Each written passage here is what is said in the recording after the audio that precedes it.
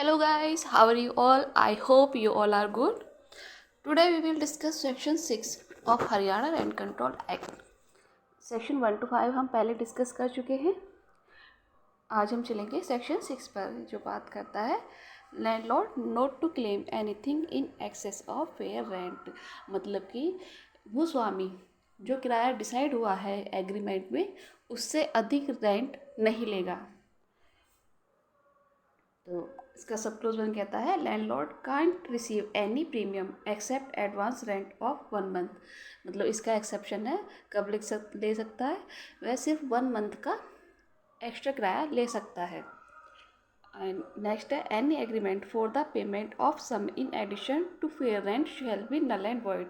और यदि वह फिक्स्ड रेंट से अधिक अगर यदि कोई रेंट लेता है तो ऐसा एग्रीमेंट क्या होगा, नल एंड वॉइड होगा. फेयर रेंट से अगर अधिक किराया लेता है तो वह फेयर नल एंड वॉइड होगा. अब चलते हैं सेक्शन 6 की तरफ जो बात करता है deposit of rent. Of rent कहाँ होगा? If landlord refuses to receive rent, यदि भूस्वामी रेंट लेने से मना करता है, then tenant may apply to controller. तो टेनेंट कहाँ जाएगा? कंट्रोलर के पास जाएगा. है वापस of rent to controller shall be consider as payment to the landlord. मतलब जो कंट्रोलर को रेंट दिया जाएगा वो समझा जाएगा जैसे कि वह लैंडलॉर्ड को दिया गया हो. After receiving rent notice shall given by the controller to the landlord shall pay the rent to the landlord. Landlord rent जमा होने के बाद में वह controller landlord after receiving rent notice shall given to the landlord. मतलब कि जो controller है उसे किराया जमा करने के बाद किराएदार ने जब उसे किराया जमा कर दिया है तो कंट्रोलर क्या करेगा, लैंडलॉर्ड को नोटिस देगा और उसे shall pay the rent to the landlord. और जो भी उसके पास रेंट आया है वह उसे पे करेगा. किसको? लैंडलॉर्ड को. नेक्स्ट है सेक्शन 7 जो बात करता है rent which shall not have been paid may be receive. मतलब कि ये कहता है कि जो रेंट पे नहीं किया जाना था और वो कर दिया गया है तो वह वापस लिया जा सकेगा. मान लीजिए कि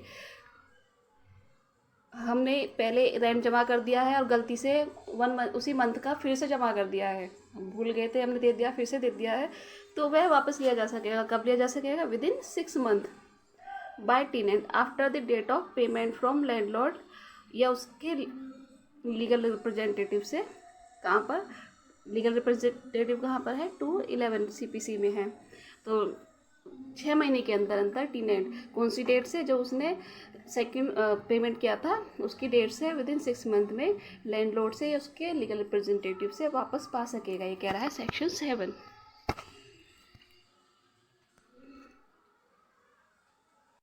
सेक्शन 8 जो बात करता है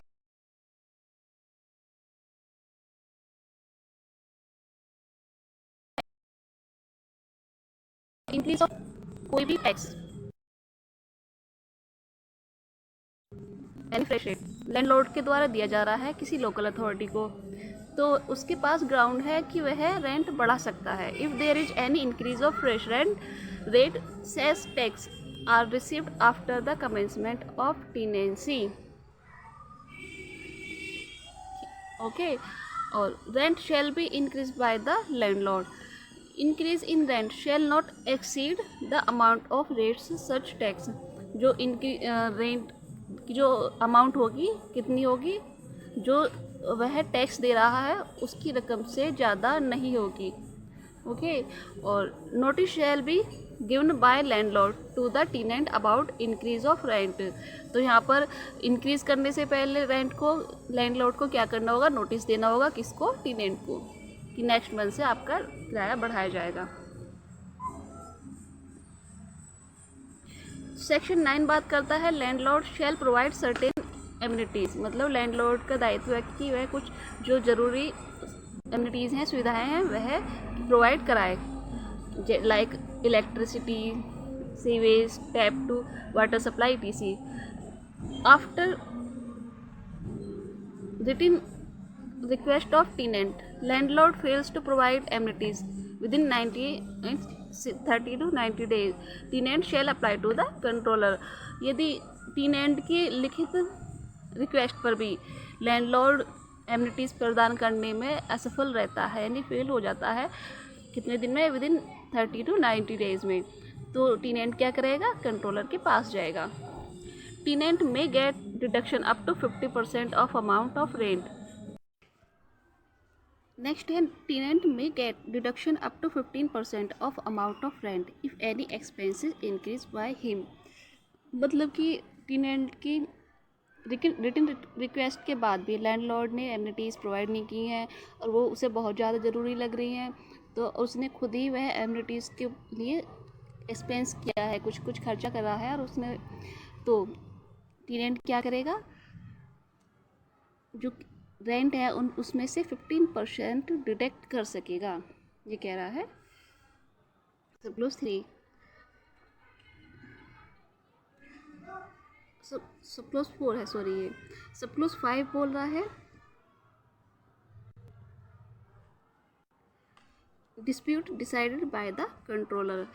अब इनके बीच में जो भी डिस्प्यूट होता है खर्चों को लेकर या एमिनिटीज़ को लेकर टेनेंट और लैंडलॉर्ड के बीच में, तो डिस्प्यूट कहाँ जाएगा, कंट्रोलर के पास जाएगा. कह रहा है सप्लोज 5, कंट्रोलर उसे डिसाइड कर सकेगा जैसा भी उसे उचित लगेगा. सप्लोज 6 बोल रहा है लैंडलॉर्ड में enhance the rent 18% per annum. यदि लैंडलॉर्ड ने टेनेंट की रिटन रिक्वेस्ट पर कोई एमिनिटीज़ प्रदान की है या कोई खर्चा किया है या अदर अलग से कोई एमिनिटीज़ प्रोवाइड कराई है, कोई न्यू खर्चा हुआ है, कोई न्यू एमिनिटीज़ हुई है, तो उसी के हिसाब से वह पर एनम 18% रेंट एनहेंस कर सकेगा, यानी किराया बढ़ा सकेगा. ये कह रहा है सप्लोज 6. तो ये थे. अब चलते हैं नेक्स्ट.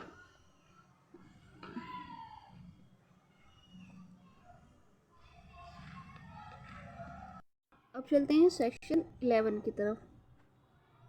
सेक्शन 10 ज़्यादा इम्पोर्टेंट नहीं है, उसमें सिर्फ कहा गया है कि landlord not to interfere with amenities, मतलब कि जो एमिनिटीज़ हैं उनमें इंटरफेयर नहीं करेगा, यानी उन्हें कम नहीं करेगा लैंडलॉर्ड.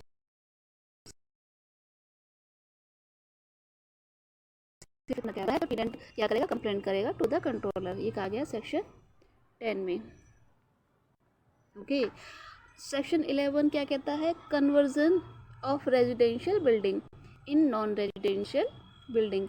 यदि किसी निवासीय प्रयोजन की जो बिल्डिंग है उसका अनिवासी प्रयोजन में कन्वर्जन किया जाता है, तो कब किया जाएगा, विद द रिटन.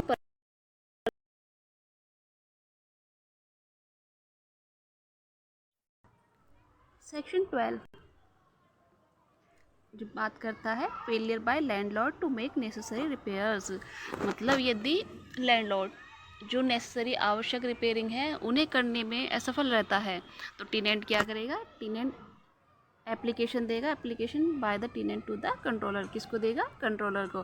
कंट्रोलर क्या करेगा, कंट्रोलर में कंडक्ट इंक्वायरी, वह इंक्वायरी करेगा. आफ्टर इंक्वायरी वह टेनेंट को अलाउ कर देगा, allow to tenant to make necessary repairs, कि आप जो भी आवश्यक रिपेयर्स हैं वो खुद करा लें, और and to cost to be deducted from the rent payable by him. और जो भी कॉस्ट होगी वो किस में से कटौती की जाएगी, उसकी जो रेंट उसके द्वारा दिया जाना है उसमें से की जाएगी.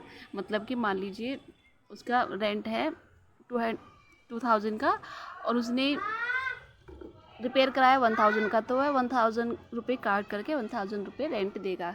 ये कह रहा है सेक्शन 12. तो ये थे आज के हमारे सेक्शन 12 तक, 6 to 12. आई होप आपको समझ में आए होंगे. अगर वीडियो आपको यूज़फुल लगे तो please don't forget to subscribe my channel and share also. Thanks for watching.